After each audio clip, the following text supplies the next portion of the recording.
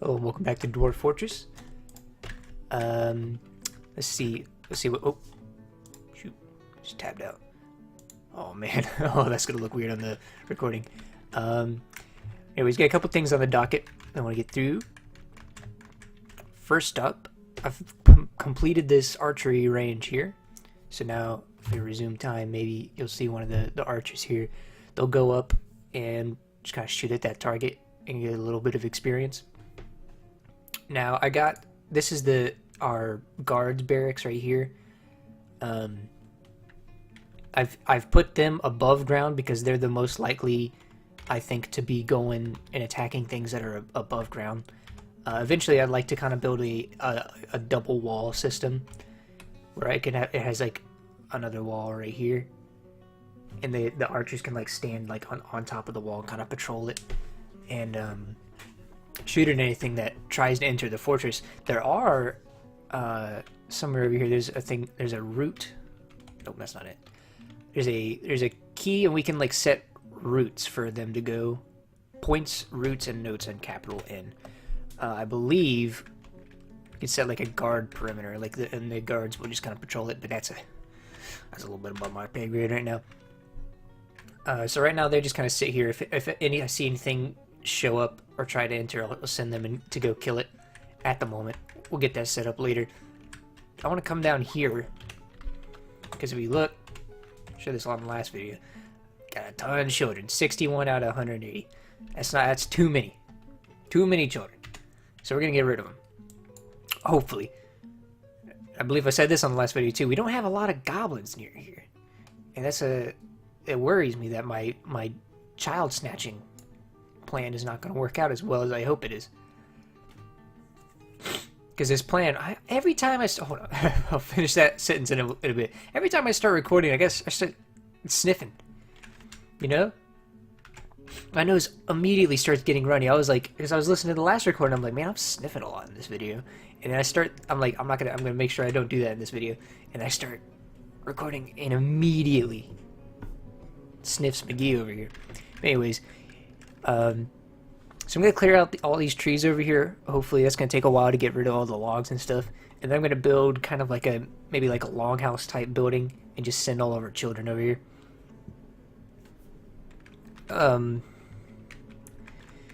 Other things I did is I made the Yeezy room over here. I've set this to auto allocate with DF hack on to the mayor. Whenever we get a king, I'll set it to auto allocate to the king so that this guy Nish just get re-elected, so he gets to keep the Yeezy room. But if someone else were to be elected, this guy would have been booted out of this room, and the next guy would automatically take over it. I did the same with this room here. So this room goes to the manager, this room goes to the bookkeeper, and this room goes to the captain of the guard. We didn't have a room for the hammerer yet, because you can't. Oops. Set it to give it to both. It can only give it to one, and I have some people doing multiple jobs. And the hammerer, if you don't know, it's not very intuitive. I thought the hammerer would like control smithing or something. I don't know why I thought that. It's kind of dumb. The hammerer is basically your executioner.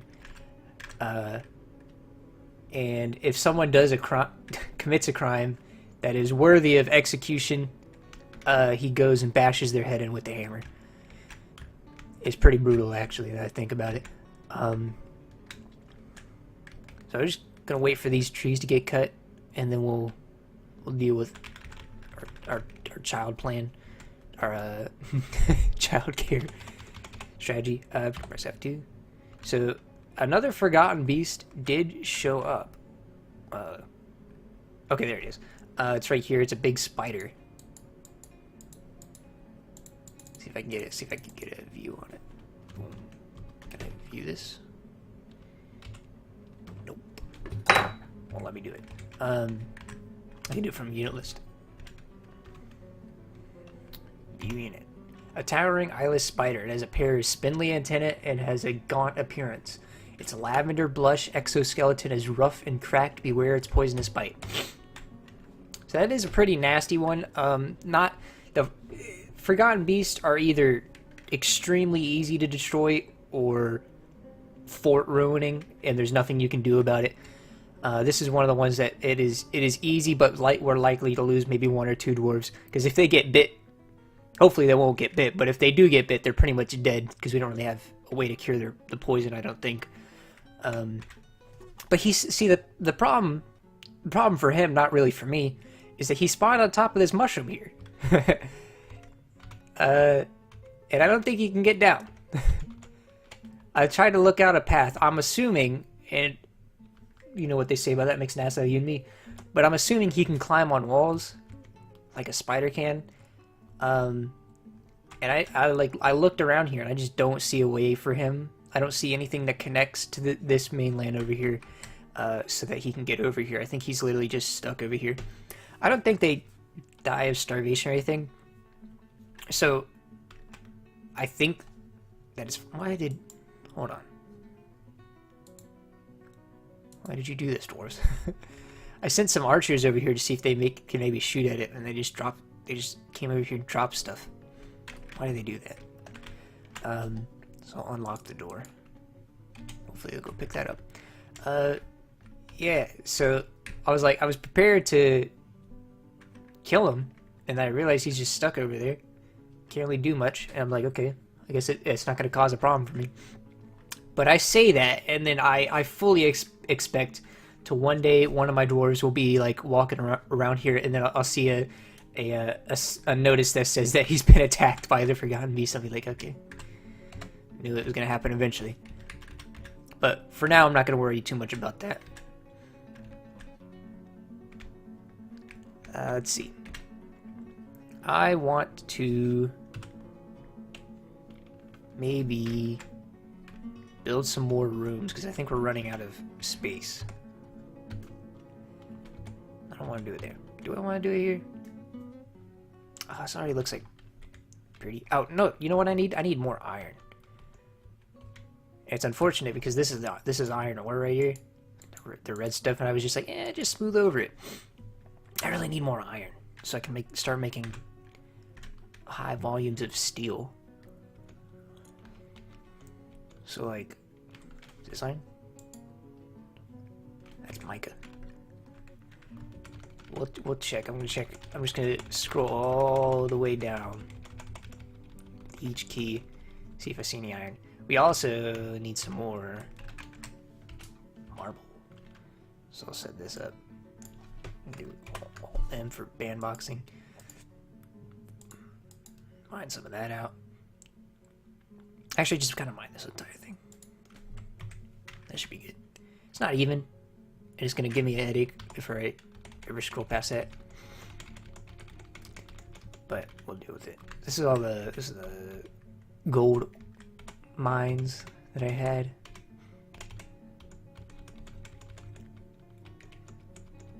Let's see here. See, I'm just scrolling down to see if I spot any iron. I'm gonna start mining it like crazy. Any in here?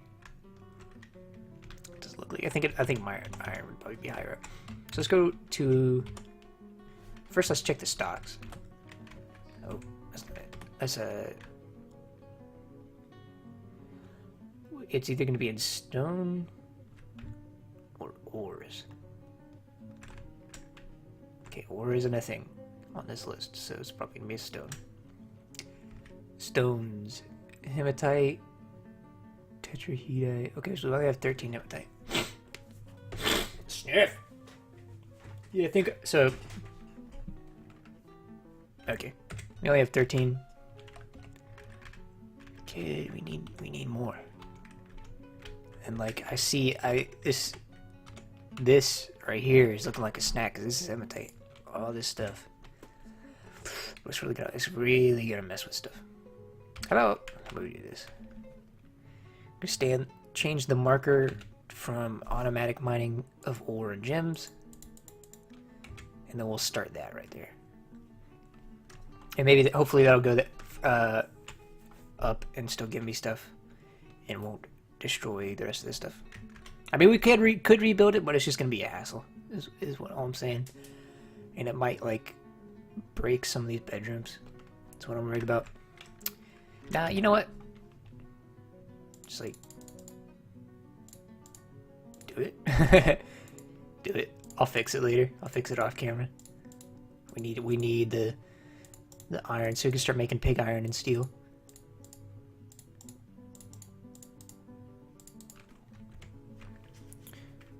It's also gonna look real ugly later on. So what else is on our to-do list? We can start trying to. I'm gonna cancel. I'm gonna break this farm plow here, and I'm also gonna break this. And then I'm gonna start channeling. Maybe it's not a good idea because they're all carrying wood.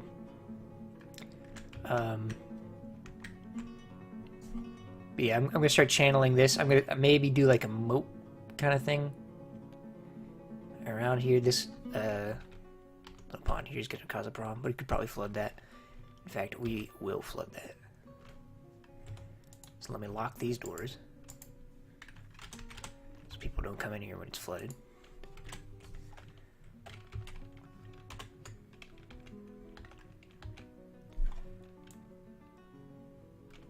Yeah, bust that out.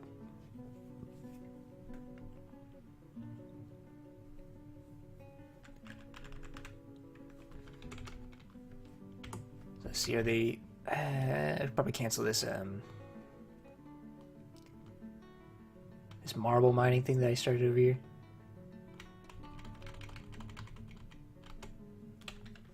Yeah, that's gonna take a long time, so we'll cancel this for now.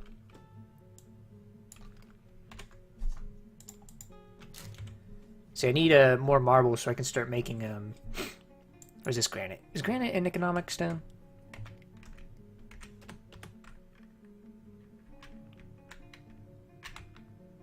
Marble, granite is not, so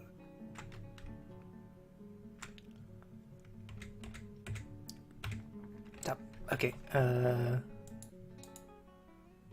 that's granite. Okay, this is marble. This is what I want. Just gonna mine some of that. Just give me a little bit of it. Yeah, so you need this is called flux stone in the world generation. When you're generating a world, you want to make sure there's flux stone on your embark site so that you can get this. And this is this you use it to make pig iron, and then you also use it to make steel. You turn iron into pig iron, and then pig iron into steel. And steel is I don't want to say the best because it's not. And I know people who play Dwarf Fortress regularly are gonna get mad if I say steel is the best. But steel is the best to use for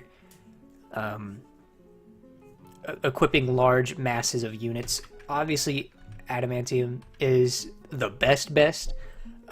Silver is very, very good. Maybe the best for weapons because it has low density but high strength.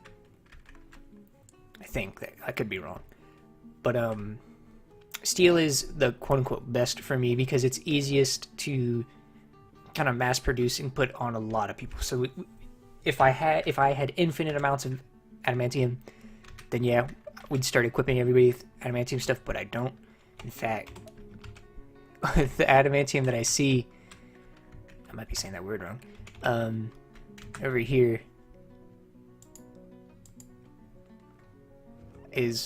looks super hard to get, if I'm being real. Like, it does not look like a fun time to try to get that.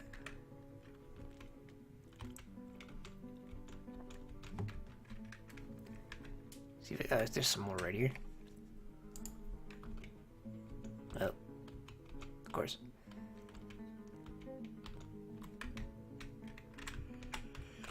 Yeah, that's gonna be a bitch to get. Are you guys done hauling this stuff so I can start building stuff over here? Looks like it. Good enough for me. So we're gonna start building. So what we need? Nope. This B, press B. Okay.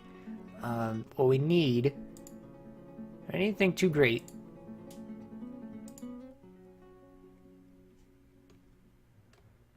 but we what we need is like a kind of like an area like this.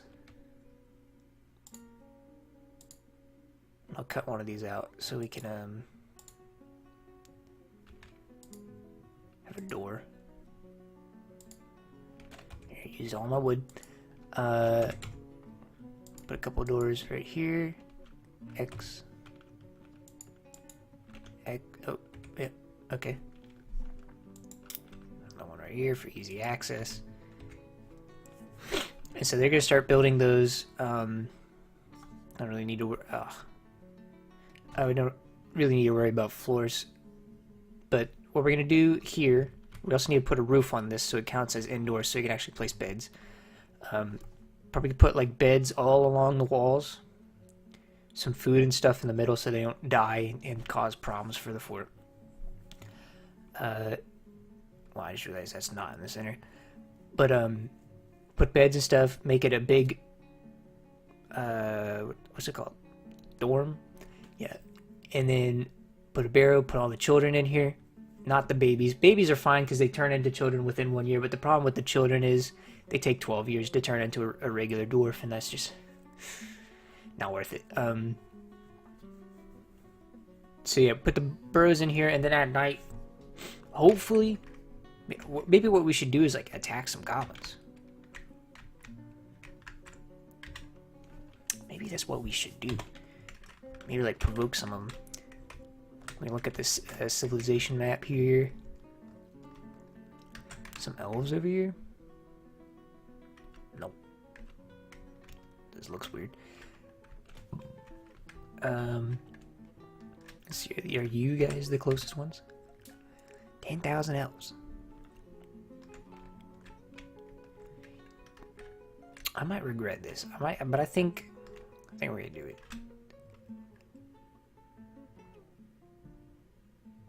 This guy's only okay. 4,000 versus 10,000. Yep, we're gonna raid these guys. Eagle letters, go. On it. Do it. See you guys later. See you in a few days.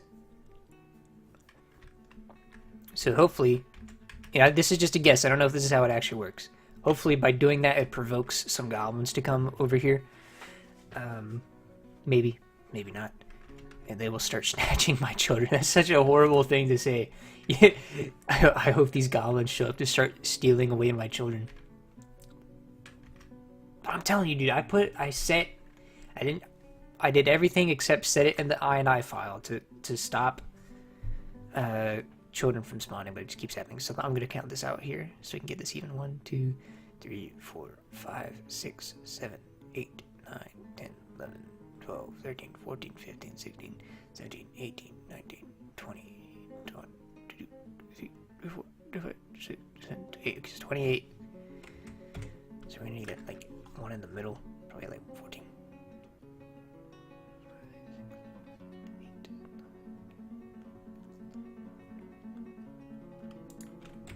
So just like take this one out. Right? Is that even? No, it still looks lopsided to me.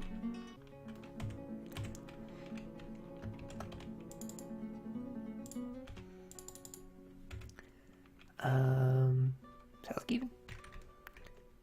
This looks more even. I'll deal with it later. Looks like they finished the cut order for the wood. They also need to build like a... see... build an upstairs and a downstairs right here. And go up a level and do the same thing.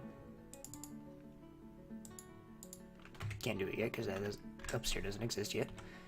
So we need to put a roof on this before it'll allow us to put beds in there. So let that play out.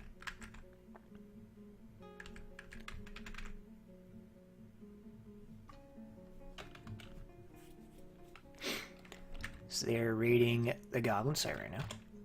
Looks good.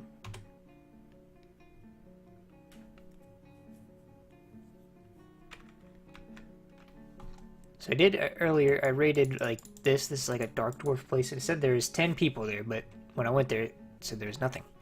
I couldn't find anything. So I think maybe they're gonna try to like maybe sneak in and steal crap from them. I don't think they're like gonna go and fight all of them. I could send the archers in after them, but that would leave us completely defenseless here in case something does happen.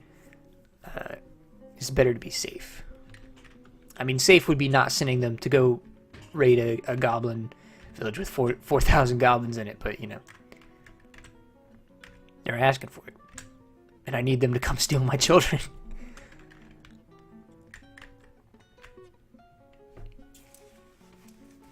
Let's just check on. I was like, okay. So I think we're gonna need to start making some more drinks because this was at like a 500 earlier, and I don't like that. I don't like that going down. So start a work order for 100 barrels. Barrel. I'm looking for a barrel. A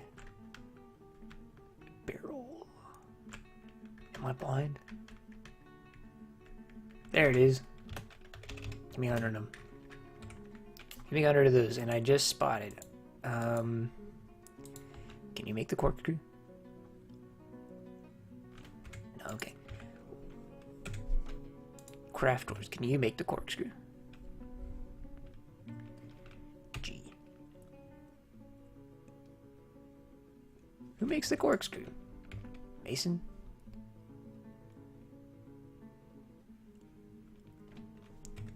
Can you only make corkscrews out of wood? Maybe. If that's the case, I'm gonna add an order for an enormous wooden corkscrew. I know you can make metal ones. I'm for sure that you can make. I'm gonna make 10 of them. We'll use those to sell whenever traders show up.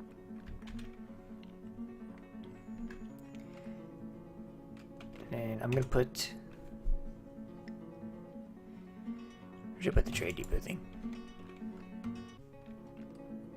Maybe I'm thinking right up in there.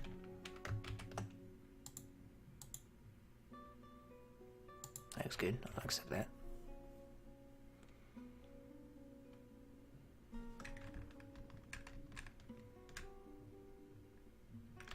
I can't wait for my dwarves to actually start constructing my building. That'd be great.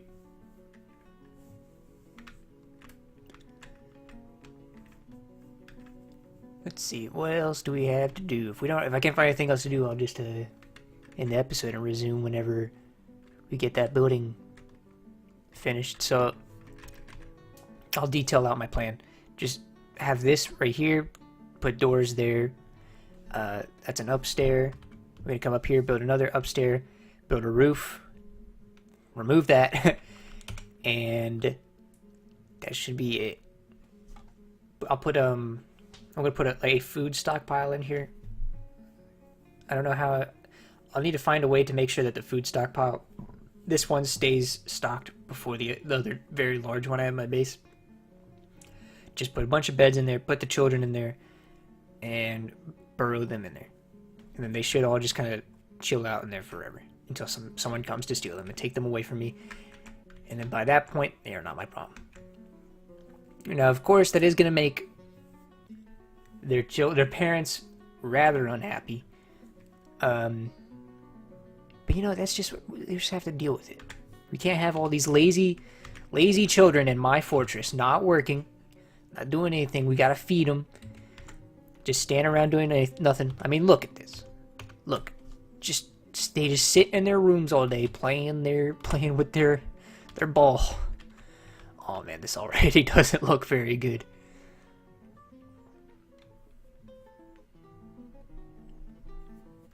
Oh, I remember. So I remember in a previous episode, I was complaining that you could not see relationships between people. Like I couldn't tell if people were married or not. So I could put them in the same room. Well, I've been proven wrong twice because if someone is married to someone and you assign them a bed, they'll both be assigned to that bed.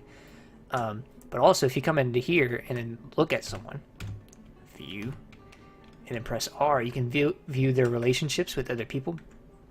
So I named this person Gerard. I don't know why, it just kind of came to my mind. I was like, I'm gonna name Kaz's lover Gerard. Turns out it's a woman. So, anyways, so it does show you all of their relationships. So Gerard is their lover. This is the person that Kaz's worships, and then it shows you their friends. So if it's a white name and it doesn't have like a thing after it, that means that it is a person not in the fortress. So this is, I don't know who this is, but if we were to play adventure mode, I bet you we could probably try to track him down somewhere else. And this is all the stuff. So apparently Kazis was friends with this goblin crossbowman that was brutally murdered by Maffle. So Kazis was actually one of the more boring ones, because if you look at let's look at Tekken relationships. It shows like everything. I mean, this game goes into it. So this is Tekken's wife, Abin the miner. It shows that their children. Apparently they have children not in the fortress with us. These are their 2 children that they have. Dwarven child, probably not long for this world, if I'm being honest. Dwarven baby. This is their farmer. So this is actually someone that is an adult in our fortress and is their youngest son. This is the god they worship. This is his apprentice. I don't know how you can be an apprentice and not be in the same area. Friend, people on friendly terms. So he's kind of friendly with Jared and Kazis. And I spent a lot of time just kind of looking at all this stuff, because it's very, very interesting. And seeing kind of how everybody relates to each other. This dude apparently is not very social with the people in our fortress, but has tons of family outside the fortress. If you want to know something funny, I was looking at Kazis. So Kazis has no family outside of maybe Jared, who is her lover. If you look at Kazis's thoughts and preferences, somewhere around here it says that she was annoyed, or she was unhappy that she wasn't able to visit family. And I'm like, you don't have any family. Are you sad that you don't have any family? It also seems weird to me that Kazis just doesn't have any parents, but who knows? Yeah, all those people, if you're new to Dwarf Fortress, are actual people that we can find in the world. Like this, I'll pull up this map. This is, if we were to abandon the fortress, we can play adventure mode, and that's kind of basically like you just control a single person and go around and do stuff. This isn't an entire world that we can explore in. And so if we wanted to, we could try to find like some of the relatives and stuff of our dwarves, and I bet you they would probably be somewhere in one of these fortresses nearby.